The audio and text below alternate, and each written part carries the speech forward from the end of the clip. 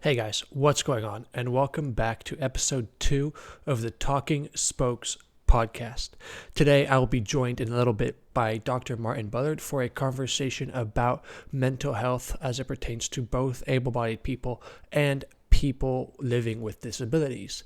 However, before we get started, sit back, enjoy, and as always, try to learn something new today. Chuki Beats.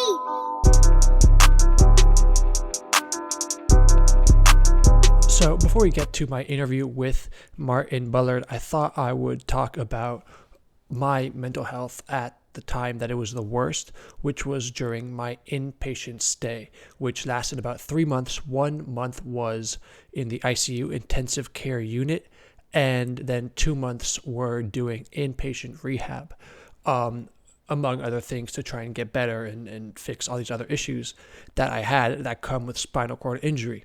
I think the first thing to mention that is very important to know is that every single spinal cord injury can and will be different. If one person gets hurt at the exact same level as me, C5, the fifth vertebrae down in the cervical section, their injury will probably still be different in some way. They could even have the exact same function in the same areas, but have other different issues such as hunger, temperature regulation, all that stuff. But it is very likely that they will also have some differences in function.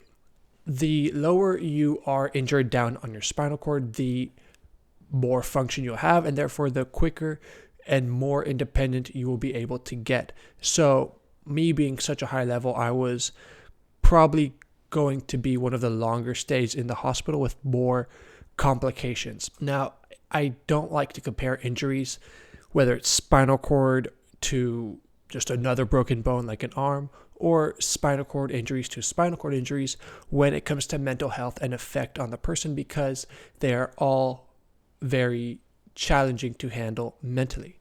That being said, with more issues come more likeliness for feeling down and depressed and all those emotions that come with a broken neck. But again, every single spinal cord injury will have a challenging mental health road to recovery.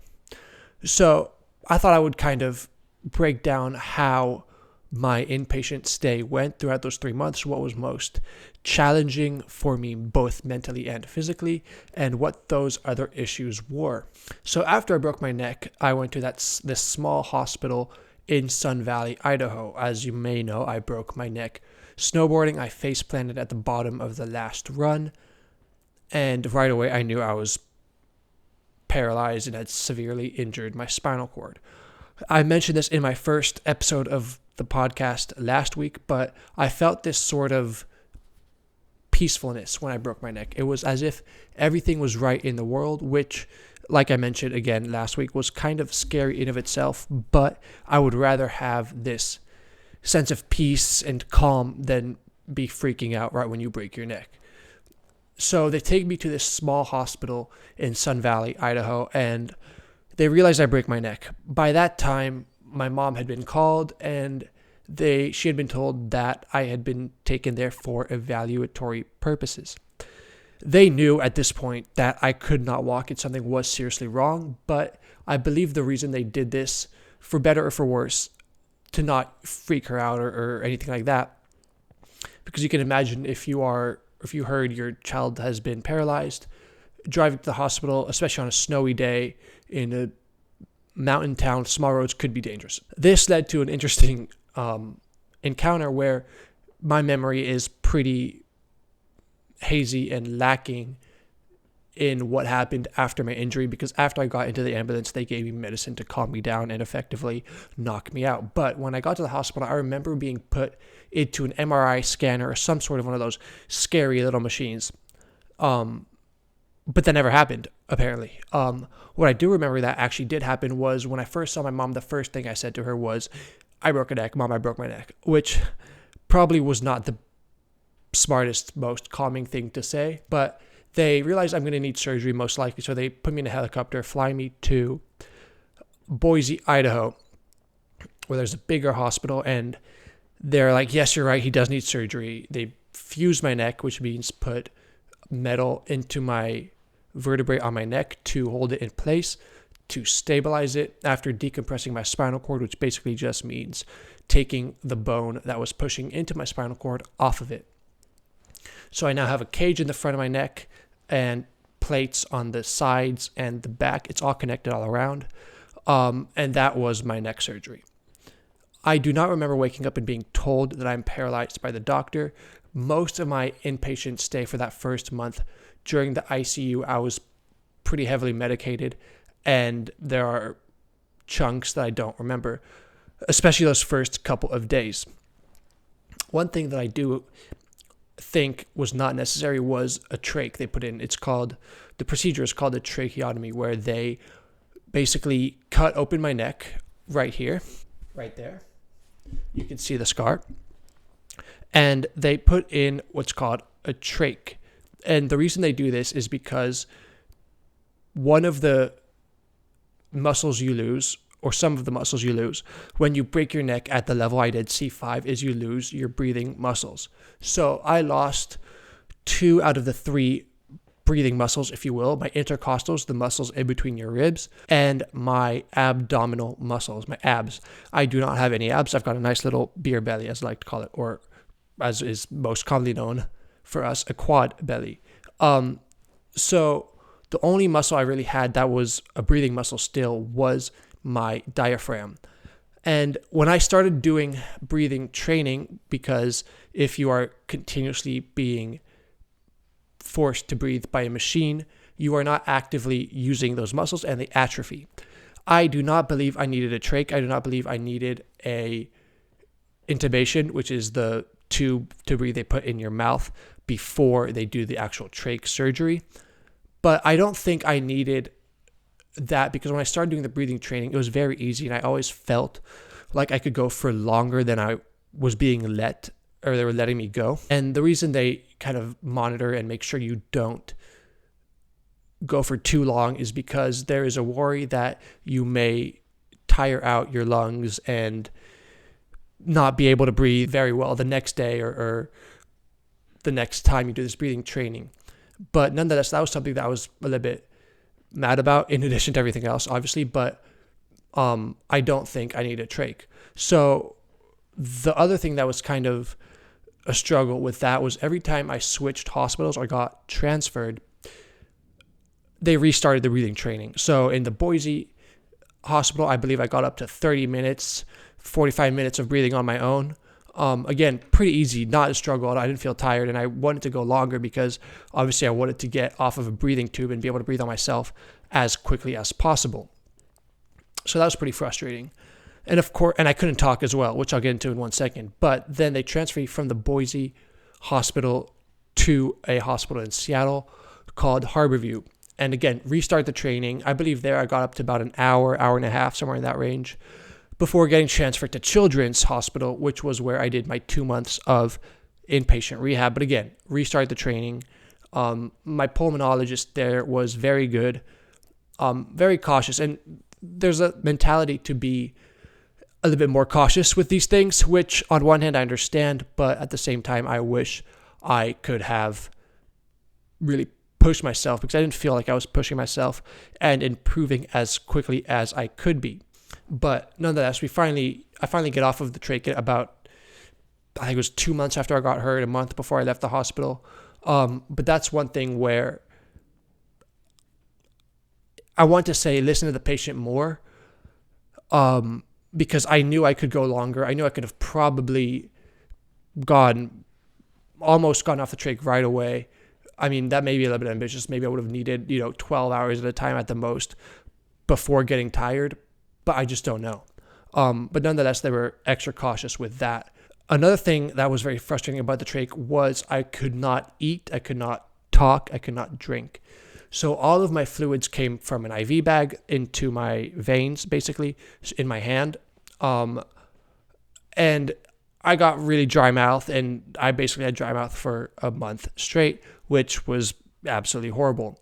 Thankfully, the nurses were pretty cool in most hospitals, let me have mouthfuls of water that I had to spit out again, because I could not swallow, because there's a risk that you asphyxiate yourself or it goes into your lungs. There's all kinds of problems that can come from trying to swallow or eat when you are not yet ready. The other thing was talking. I could not talk because the way a trach works is it is actually underneath your vocal cords. It's right at the bottom of your neck. So the oxygen is going into the bottom of your neck and then into your lungs. So it's not actually going through the vocal cords. The only way to be able to talk with a trach is when you start breathing on your own, turn off the trach and the machine that is breathing for you. So that was something else I had to learn how to do again, was talk by myself, which was a very weird situation because the first time I was allowed to attempt to talk, I sounded like a frog that smokes too much, basically. But again, it was just hard because, you don't remember when you learned to talk as a kid, but I now had to learn how to talk. And it was just very strange trying to, make your vocal cords work, just learning to bring oxygen through your vocal cords. It was a quick process. I learned to talk pretty quick, obviously. But again, it was just something that was frustrating. Then again, swallowing and all that, you had to do swallow tests with x-rays where you watched the food literally go down your throat through an x-ray, which was very cool. But unfortunately, I was not swallowing perfectly at first.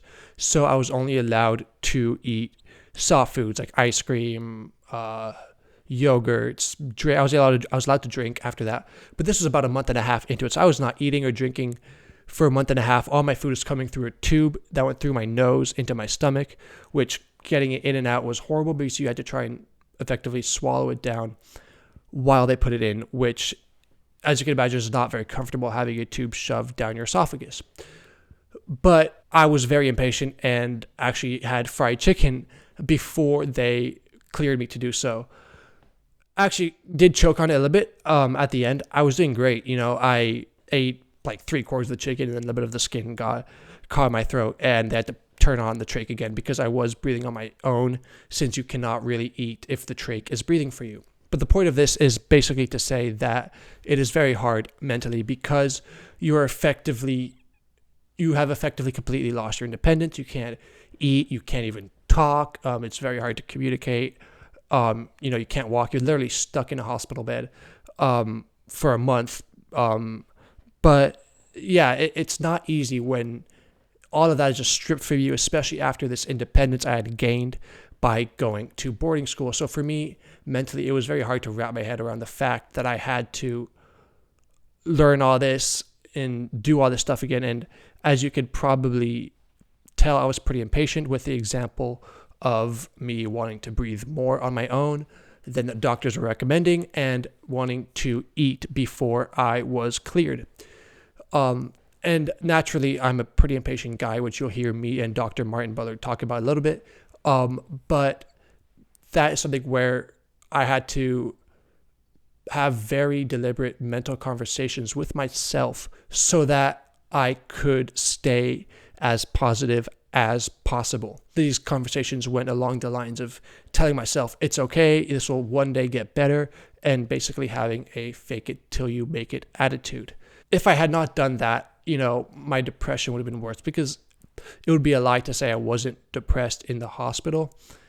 So it would have been, a lot more difficult. My mental talk would have probably been, oh, this sucks. And this was all stuff I was already saying, but it probably would have been a lot worse. I would have been like, oh, this sucks. Why the world is so unfair, And so for me to try and fight that was very difficult and took a lot of practice. But eventually I was able to kind of develop these tactics, which we talk about these tactics with Dr. Bullard, where I said, fake it till you make it was one of them, as I mentioned, and basically convincing myself that this will be over, this will get better, because I knew it would, even though it didn't feel like it at the time. It felt like it would last forever. And the other one was distraction. Distraction is a complicated one because I feel like distraction can be a double-edged sword, where on one hand, it's really good. It distracts you from, being stuck in a hospital bed, having a broken neck, from not being able to do all this stuff and being mad at your situation and the world.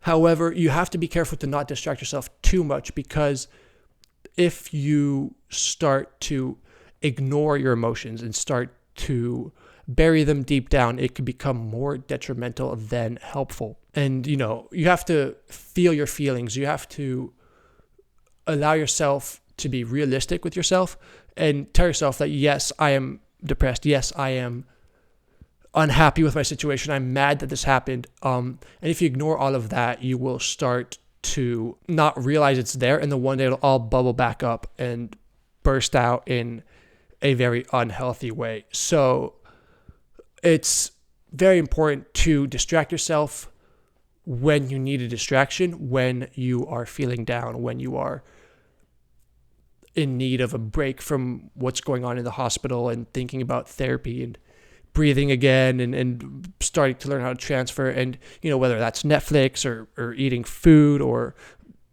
if you can, nice example, Seb. But whatever it might be, playing cards, take the distraction and use that and really let your mind go away from what's going on at the moment.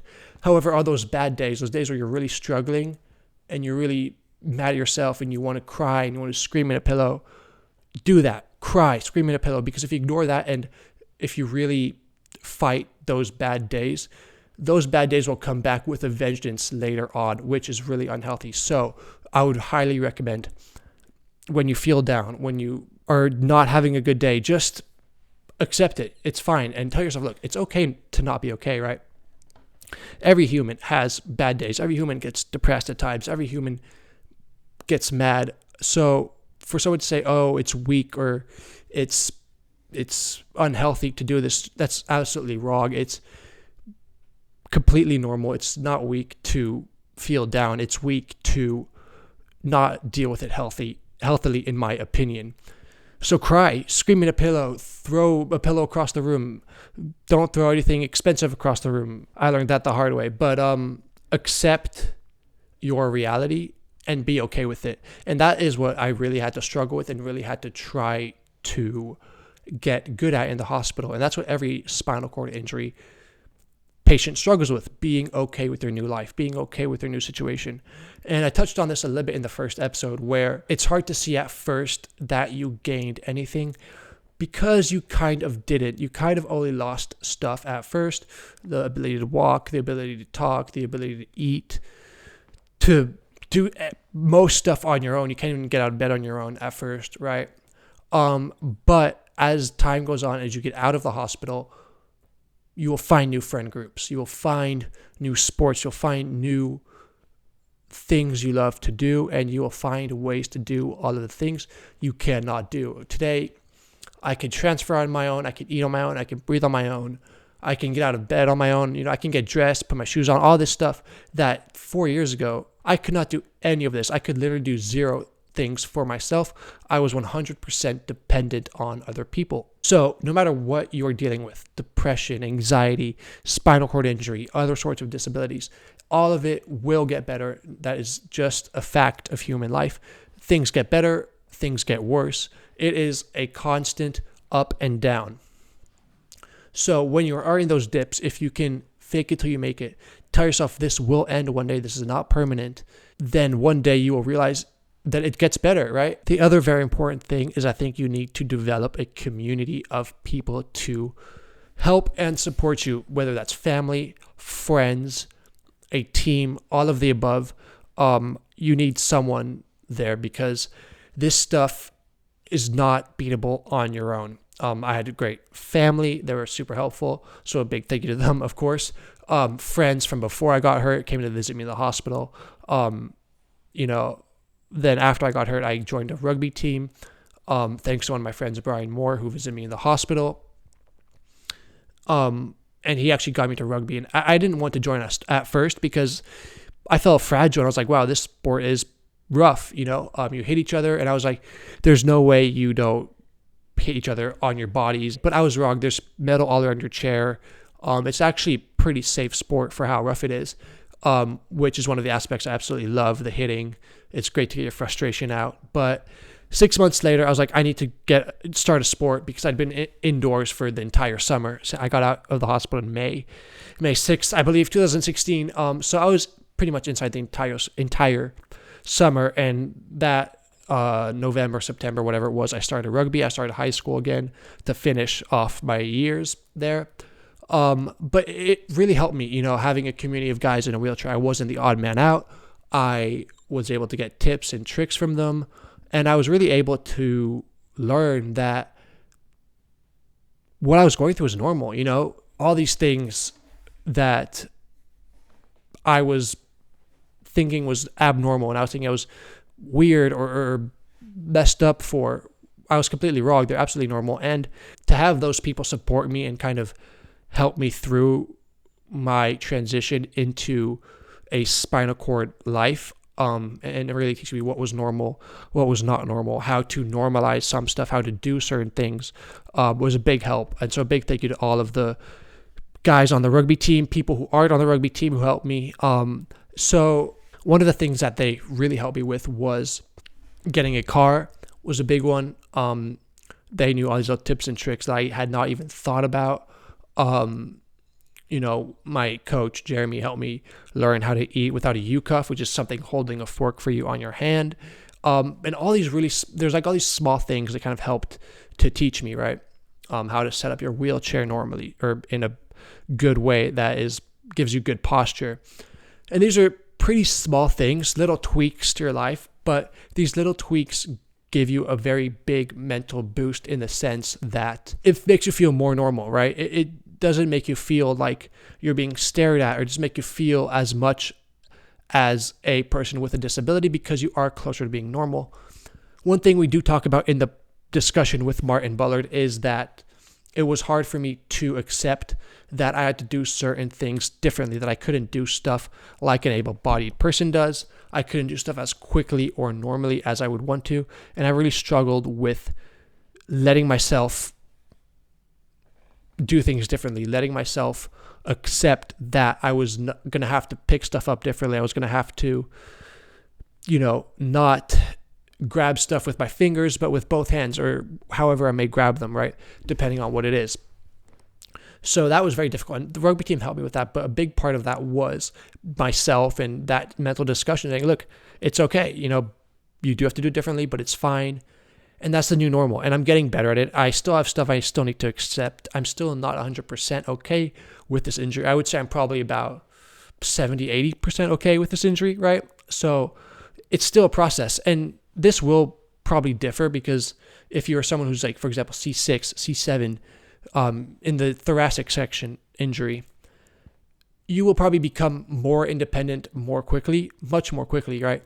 If I was one level lower, 2 levels lower, I probably would be 100% independent, and that would help my mental health more. So that is the reason why I kind of feel like it's easier for people with lower level injuries to feel more normal and get to a place of independence more quickly, which by extension helps mental health. But that is not to say it doesn't affect them less or more than me, right? There's an interesting balance there. But the final little piece I want to talk about quickly is the main things that really I struggle with and the main things that kind of bug me, if that makes sense, or that I have to deal with in a normal day. The main thing, the probably most annoying thing for me is my blood pressure. The reason people with spinal cord injuries have worse blood pressure than an able-bodied person is because able-bodied people's muscles in their legs and abs and all that are always firing. Even if you're completely relaxed, laying in bed, just standing there, there's little muscles that contract to send the blood back up to their head.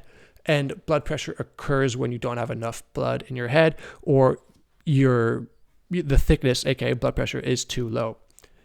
And so since our legs are immobile, we do not have those muscles. We do not send blood back up and keep it as thick as a able-bodied person would. So the higher level you are, the less muscles you have that are functioning, and therefore the worse your blood pressure will be. So for me, my blood pressure is a huge issue. I deal with it every day. It can be hard to talk sometimes because the more I talk, the more lightheaded I get. So if it's a bad blood pressure day, so that is one of the biggest issues with me. Staying with the blood pressure, blood flowing theme, we are at high risk for pressure sores, which are basically blisters, right? And I got my first pressure sore, and one of my only ones, in Harborview. I was only at Harborview for about a week, but unfortunately that was just where it happened. I don't think it's particularly anybody's fault. I was just not rotating enough. But the reason we get these pressure sores is because if you are sitting in a certain position, laying in a certain position where a part of your body is pressed up against something for too long, we are not strong enough in the forcing our blood to flow properly department to keep that part of the body that is pressed against something healthy and alive, which basically means when you're pushing up against something like that, the blood cannot get to that spot. And if the blood is not there for long enough, it'll start to become red and then become kind of blister, and it'll open eventually if you are on that part of skin for long enough. And of course, these are now at high risk for infection if you open your skin, break your skin, and they can get so bad that they can go down to the bone, which is pretty rare. But I believe the way Christopher Reeves died is actually by an infected pressure sore. But that is something we have to watch out. So we have to do pressure releases, which is basically lifting our butts out of our chairs, lifting our feet up. It's going to differ for every person where their pressure spots are or where their high risk areas are. But that's another thing we have to consider. Another one's hunger, right? For me, I don't have that much sensation in my stomach. Therefore, I do now, but at first I didn't get hungry for a while, and it's still pretty different. But for a while, it was really hard for me to gain weight because I lost a ton of weight when I broke my neck. You usually either gain weight or lose weight when you break your neck, and I lost a ton of weight. And so it was really hard for me to eat and kind of gain weight because I could not eat. I was not hungry. When I did eat, I could not eat a lot. I got nauseous very easily. And as time went on, it kind of normalized. I started to get hungrier. And again, this was like everything else. I went up and down. I got hungry for a few months, and then a few months I was, not hungry and anorexic. So now I'm kind of in a rhythm where I am able to eat a lot. And if I stop eating or don't eat enough for a few days, I'll find that I'll kind of like have almost a hangover where I don't get hungry for those few days after. I have to really start eating again in a deliberate way for me to gain that hunger back. I'll literally lose my hunger, which is just something I have to consider. I have to be very deliberate about my eating, especially when I'm not hungry. I still have to eat if it's been a certain amount of hours since I ate. And then, of course, one of the other things we have to consider about or think about is society, right? Society is not necessarily built for people in wheelchairs. It's getting a lot better, I will say that. But, there will be buildings with stairs and the ramp is underground or on the backside. So even parking, right? There's spots for us to park with the handicapped spots. But I have a ramp on my car. I have a minivan with a ramp. So I need a spot that offers about 8 feet, I believe it is, of space in between me and the car on my right. So sometimes there isn't enough room in between the handicapped spot and the parking spot on the right, which is like, look, I understand they're trying to, have handicapped spots, but there sometimes do not even put enough room for a person with a ramp to open, which is a little bit counterintuitive. But there's stuff like that, right? Then there's ableist people who discriminate against us. I have only had one instance of straight up discrimination, and it was when I went to a gas station and I only had like 3 miles on my tank, right? So I try to go in to ask there if he can give me a hand pumping real quick, and he basically says, no, you can't come in because you're in a wheelchair. And I was like, excuse me, what? And he said, yeah, we're at capacity. I'm like, well, how many people are in the store? He said 0. And I know this isn't a policy of theirs because I've been to that gas station before with other people in the store, not the guy that was there. And they let me in fine. They didn't even come close to this. And this was during COVID times, right, that I've been there. And so it's very hard for me to know how to react to that because on one hand, I want to scream. I want to be mad. I want to like curse him out. But at the same time, you don't want to be the guy in a wheelchair freaking out, first of all. So after a couple minutes of this, me saying like, well, there's no one inside. My wheelchair doesn't count as like 7 people, whatever it might be, basically arguing with him. And he's like, yeah, fine, whatever. Come in, pay real quick, and you can pump your gas. And then I said, well, can you help me just throw the gas tank in, or the pump into my car real quick. He's like, no, I can't leave the store. And my car was 5 feet away, right? Maybe like 10 feet. I'm exaggerating a little bit. But he's like, yeah, I, can't leave the store. And I was like, so exasperated. And luckily there's a lady behind me. I was like, yeah, I can help you. She was really nice, and helped me out. But society is not a wheelchair friendly place 100% of the time, and that is one of the problems with it. But this is something we have to think about and kind of be aware of, especially with higher level injuries. I've found sometimes there's a hill I can't push up, a ramp I can't push up. I have to deliberately park in places that allow my ramp to have room for it. And so I know a lot of my friends don't have to necessarily think about this as much as I do. I'm sure there are times when they do have to consider and make a plan. But again, I really have to think ahead. And I found that the first couple of years, I was not really thinking ahead, and I was not really paying attention to that kind of stuff that much.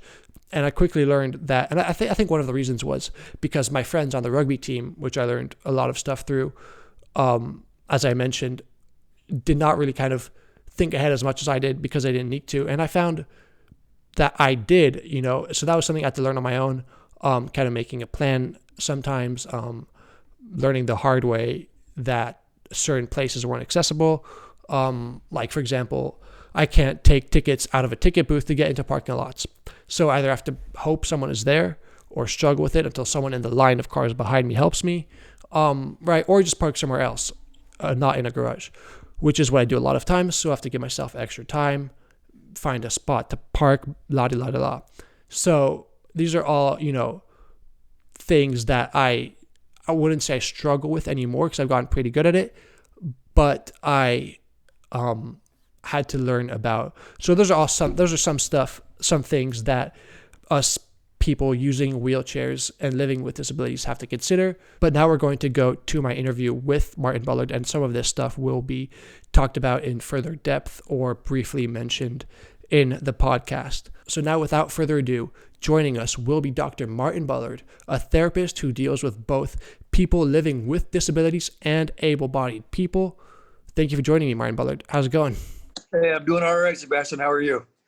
Pretty good. I thought I'd just hop right in and kind of start focusing on mental health in general. And it seems to be, correct me if I'm wrong, it seems to be on the rise, um, especially in teenagers. Why do you think that is? My guess would be social media, social pressures. Is that wrong, right? Or is there something else to it? Oh man, I think there's all kinds of things going on right now. I think the teenage years have always been, even just historically, you can go all the way back to the Romans were writing about this stuff. The teenage years are just a tumultuous time of life in general. And, this particular era with, add in the COVID, that's not even a year old, right? And this Yeah. COVID thing and what that's done to kids, like school experiences and social experiences, it's just it's also new and so intense right now. Then you add the political situation going on. Like, kids used to be able to look at adults and have some notion that, like, they know what's going on and that they're in charge, and like they can sort of be trusted to have their welfare looked after. And right now it's chaos, shambles. I'm seeing a lot of kids these days that are sort of wonder, like, is this world going to exist, in 10 or 20 years, with global warming and everything else. So yes, mental health issues are definitely on the rise in the adolescent population. Sticking with spinal or social media, sorry, is it only a bad thing? Because we've all heard the negative sides of social media, but there's also some very positive sides, I think. And the one instance that comes to my mind is, for example, like body image. People compare themselves to these ideals that are unrealistic. But if someone wants to become more fit or stronger, and they get inspiration from people on social media, is that a negative thing, even if they are working out more and becoming more healthy? Personally, I believe that social media is a net positive. I think that there is like a vast amount of, information and motivation out there. And, I believe in a connected world will actually be a better world. Um, Body image issues and things like that have been around for a hell of a lot longer than, social media or the internet. Um, but these places, like if a kid's a little fragile to begin with, they can go to the internet and either find confirmation, or like, destruction, depending on where they want to look and poke around. But I guess in answer to your question, I think social media is mostly positive, although it has some, serious negative aspects, kind of like human nature. So after I broke my neck, my mental health took a dip, as it is very common to do so with spinal cord injury patients. And one of the tactics that I kind of used was fake it till you make it and distractions. Why are these good or bad Yeah. tactics? And are there other good tactics following a spinal cord injury to help with your depression and feeling down? Wow. Great questions, Sebastian. I think the fake it till you make it and distractions are very adaptive coping mechanisms when used, appropriately. Uh, the distractions, like there's some common ones. I think this is where the social media, if it's used as a distraction, or marijuana used as a distraction, food can be used as a distraction that can kind of derail people from like, the path of optimal development. And to that extent, it's not good. It's on the mentally unhealthy side of things. However, distractions that like help a person cope with the stresses of life temporarily, help them stay in touch with like, self-esteem and pleasurable aspects, like then those distractions are healthy and good. I can't remember what was the other part of the next part of the question. Just some other tactics, if there are any, that are useful in a spinal cord injury sense when you're like, in inpatient hospital, to kind of help yourself not be I, down and I, depressed. I think peer, connections are crucial. I mean, they're probably crucial at any age, but especially in the adolescent population, peers and self-esteem are about the same thing. Kids who have friends or have some experience of people that are going through what they're going through, their self-esteem is in way better shape than kids who go through spinal cord injury or anything else, alone or by themselves.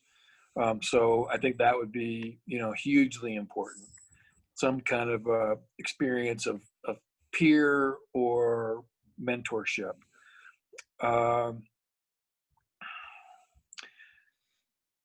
there's so much to cope with physically, as well as mentally and emotionally.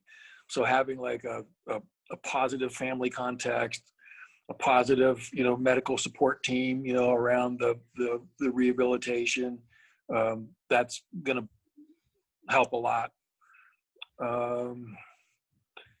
Therapy, I mean, having a place to go to talk about the tough stuff, the despair, the hopelessness, and have a place to have all those feelings, but not be alone with it, and not get into a spot where, the person feels mired down, with only that aspect of it. I think would be something else that would be crucial for, getting through the spinal cord injury situation. But let me ask you, Sebastian, like, Hmm.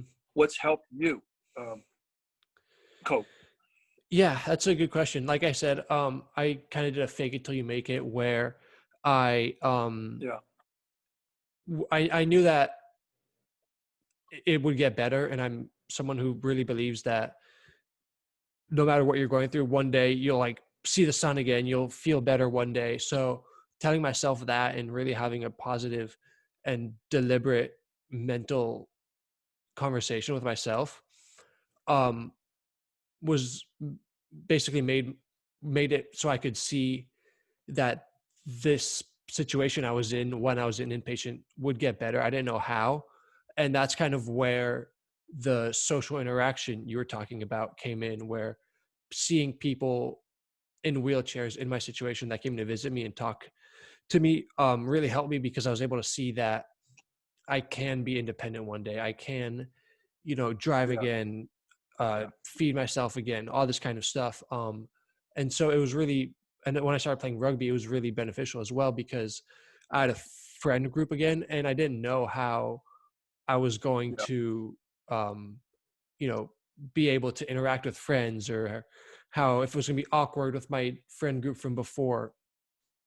So I think that finding uh, a friend group, even if it is your group that was with you before you got hurt, is super necessary, but especially one that's in wheelchairs as well, and um, that can kind of show you the ropes of spinal cord injury, is super necessary, because you can, like I said, they give you tips, they give you tricks, but also just not being the odd man out is huge, because my self-consciousness was something I struggled with before I got hurt. And that was one Yeah. thing that helped me with my self-consciousness big time. Yeah. Absolutely. And I'm so psyched for this Talking Spokes project, because I think you can really help a lot of people with exactly what we're talking about here. Developing community and sharing tips and tricks, and kind of just basically spreading the word and spreading the feeling that spinal cord injuries or disabilities of any sort, like it's things that can be coped with, like and with in positive ways, and get community going around it. I think that's another thing that is very important in the recovery of spinal cord injury, is finding something that you enjoy doing. Why is finding something that you love to do so helpful in recovering mentally from a spinal cord injury? Is it just a distraction, or is it something more like chemical in the brain, if that makes sense? It's hard to parse out like what's chemical in the brain, and what's sort of a normal developmental issue or need. um, from my point of view we're all coping with a few different things, and the components of kind of self-esteem have to do with autonomy, being able to do things for ourselves, mastery, being able to have the experience of getting better at something, and then purpose, like having an idea that, or a notion that, like, what I'm doing means something to somebody.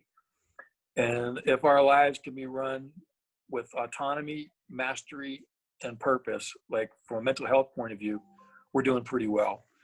Now, kind of flipping to the spinal cord part of this conversation, autonomy is a big deal. It's a huge deal. You guys are all working on that all the time. Now, I'd say that the able-bodied population is all working on this too, Mm-hmm. what we can do for ourselves and what we need from other people. The mastery situation, like the amount of mastery work that goes on with spinal cord injury folks is just super impressive. Like just how you transfers and, all these kind of things, you're mastering all the time. And then the purpose part of it, I think in a sense, that might be the hardest one for the disabled community. And I, again, love this podcast because I think this sort of injects a sense of purpose into not just your life, but into the, lives of disabled and able-bodied people. There's very interesting conversations can be had about all three of those things: autonomy, mastery, and purpose. Definitely. I think one thing I was also wondering about is, I guess, the autonomy and mastery a little bit, where for me, it was very hard. Like I said, I was pretty depressed after I broke my neck, and it was hard for me to want to get up and um, do the physical therapy, because I spent a month in bed when I was in the ICU. I was not able to get up for more than a few minutes at a time, but I was basically in my bed for a whole month in the hospital. And I finally got, after that month, I Yeah. was able to start doing inpatient rehab. Um, but Yeah.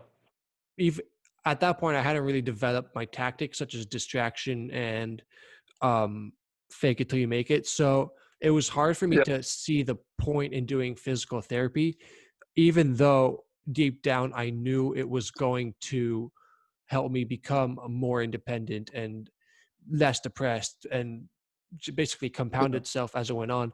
So why is it hard for us, both disabled people and able-bodied people, to uh, do these things that help us?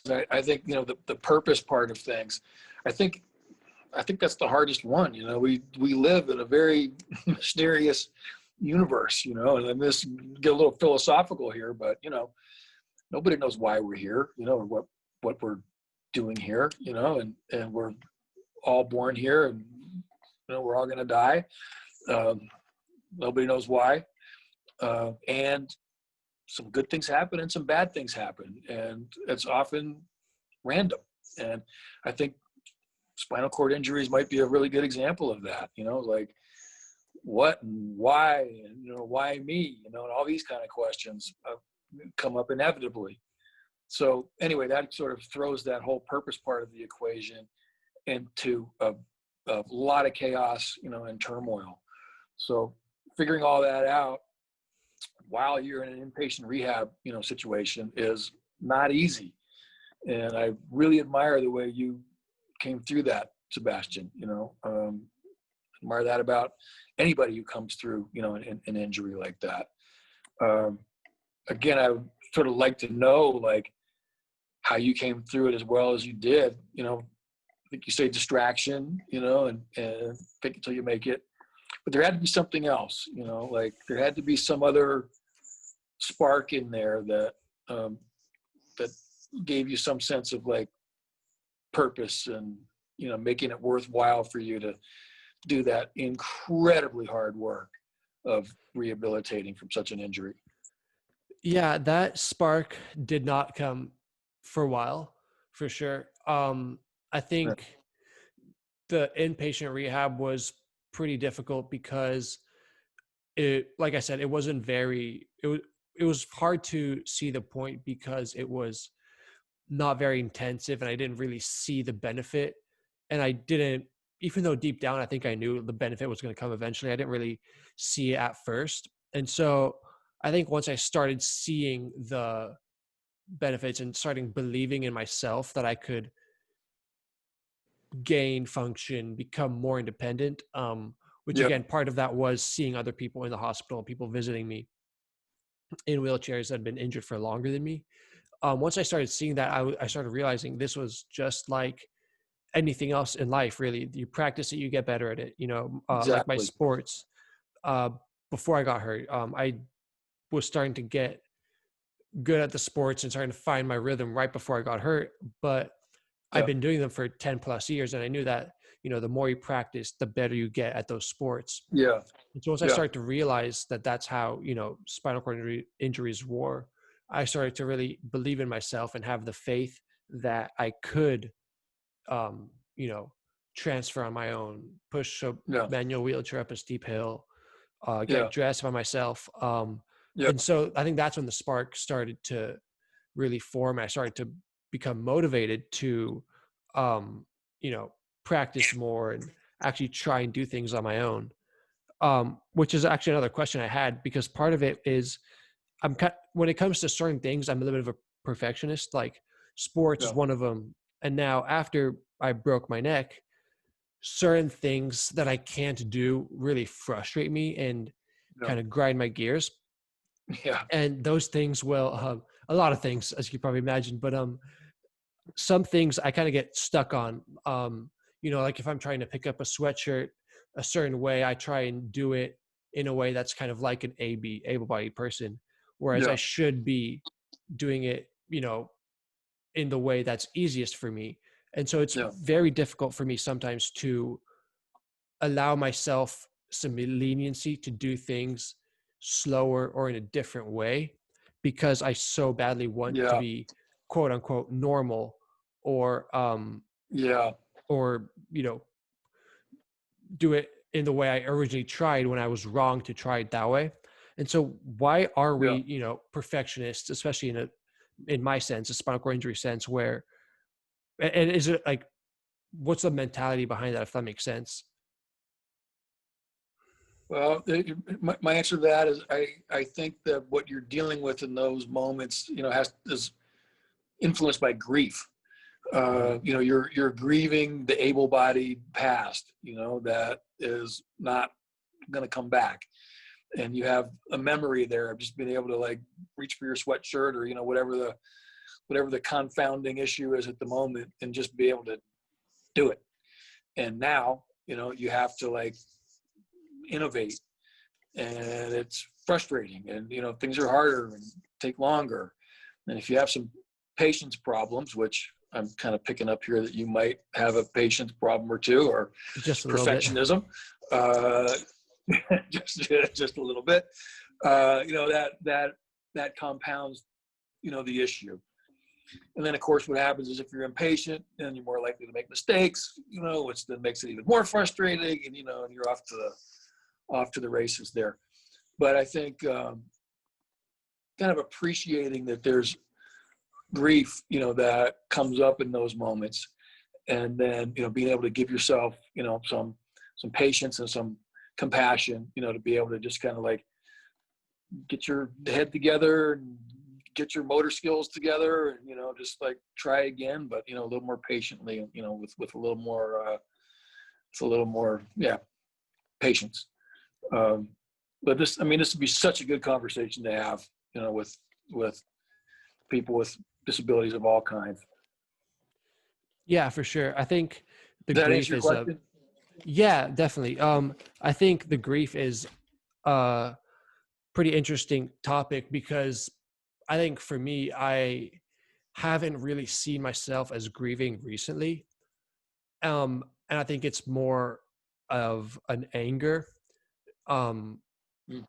I'm angry that I can't, pick up my sweatshirt normally. I can't, whatever it is that is frustrating me in that moment, whether it's my shoes not going on normally. And I'm angry Yeah. that I have to, deal with this stuff rather than just No. being able to throw them on or, Yeah. walk down the stairs, I have to wait for the elevator kind of thing. Whatever it might Yeah. be, I've seen myself as more an angry person than grieving. Um, Yeah. are they one and the same, or am I mistaking grief for anger? Well, it's a interesting thing we're talking about here. There's a book written by Dr. Kubler-Ross about grieving, and she has these stages of grief. And I guess it used to be thought of that they happened in sequential stages, but I think people, the way we think about it these days, they're happening all the time. But the first stage is just disbelief or denial, like I just can't believe that this happened. Kind of a stunned kind of a feeling. And then at the next level is like bargaining, like, well, if only I had done this, or or I'll make a deal with God where if you just grant me the power of my legs back, I'll do this or that or the other thing. Then comes anger, which is basically like, I can't believe this happened to me. This is so cosmically unfair. And then after the anger comes, acceptance. Ideally, it's just like, well, this is the way it is, and gotta learn to live with it. But just because you accept doesn't mean that there are not plenty of times where you're angry or just in disbelief. Like all those stages are available at all times. But generally speaking, the grieving process does sort of move through disbelief and through anger into acceptance. And acceptance is kind of the final stage. But acceptance in grief doesn't mean that it's all positive now. It means that a person has come to realistic terms with whatever the conditions are in their life that are causing them the grief and the pain.